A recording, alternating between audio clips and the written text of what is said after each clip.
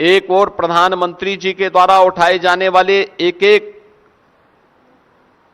समाज के, देश के हित में जो कदम उठाए गए हैं, उन कदमों में कैसे बैरियर के रूप में और उन कदमों को आगे बढ़ने से रोकने के लिए इंडी गठबंधन किस हद तक जाकर के षड्यंत्र करता है। सीएम योगी यही नहीं रुके, उन्होंने इंडी गठबंधन पर महिलाओं के खिलाफ साजिश रचकर बिल को गिराने का आरोप लगाया और कहा कि जिस जिस विपक्षी दल ने इस बिल को गिराने का पाप किया है, देश की आधी आबादी कभी भी उनको माफ नहीं करेगी।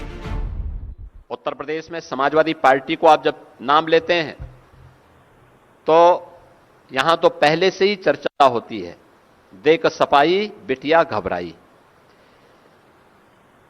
यानी स्टेट गेस्ट हाउस कांड, इनके पास अपने उस पाप को धोने का एक अवसर था।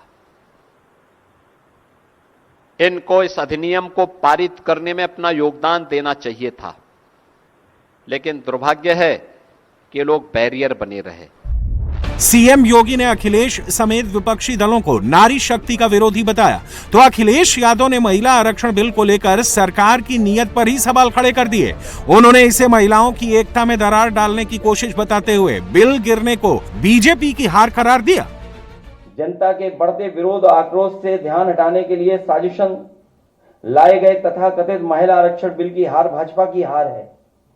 ये भाजपा की बदनीयत की भी हार है। भाजपा का हर प्रयास, हर बिल या तो कुछ लोगों को फायदा पहुंचाने के लिए होता है या समाज को बांटने का छल छलावा होता है।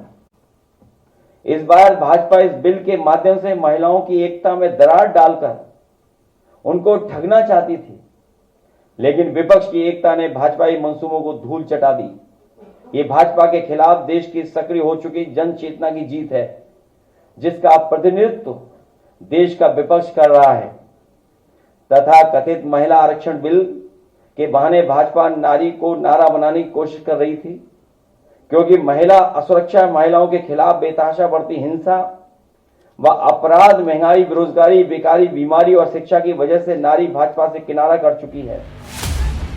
यूपी की राजनीति में अब महिला वोट सबसे बड़ा गेम चेंजर बनता दिख रहा है। बीजेपी जहां इसे सम्मान और अधिकार से जोड़ रही है, तो वहीं सपा इसे साजिश और परिसीमन का मुद्दा बना रही है। अखिलेश यादव तो कह रहे हैं कि महिला आरक्षण के बिल के विरोध में नहीं है, लेकिन बीजेपी इस बिल के जरिए अपनी सियासी मंशा को पूरी करने की कोशिश कर रही थी। महिला बिल के विरोध में नहीं थे, सिर्फ उनके पास शोषणकारी तरीके के खिलाफ थे, जिसकी मंशा खराब थी। अगर किसी काम को करने की सही मंशा होती है तो शंका नहीं होती है। दरअसल ये भाजपा की हार की हड़बड़ी में उठाया गया कदम था, इसके पीछे कोई तैयारी नहीं थी। हमारे बीच इस बिल को लेकर इसलिए रोष था क्योंकि प्रक्रिया में दोष था। हमने माना कि इस बिल में खोट है क्योंकि भाजपा के नजर में केवल वोट है। लोकसभा और विधानसभा में महिलाओं को 33% आरक्षण देने का मुद्दा अब सबसे बड़ा चुनावी हथियार बन चुका है। अखिलेश समेत विपक्षी दलों के नेता भले ही ये कह रहे हो कि वो महिला आरक्षण के खिलाफ नहीं है, लेकिन संसद में जब मौका आया तो विपक्ष ने इस बिल को गिराकर ये बता दिया कि वो इस बिल के विरोध में खड़े हैं या इसके साथ हैं।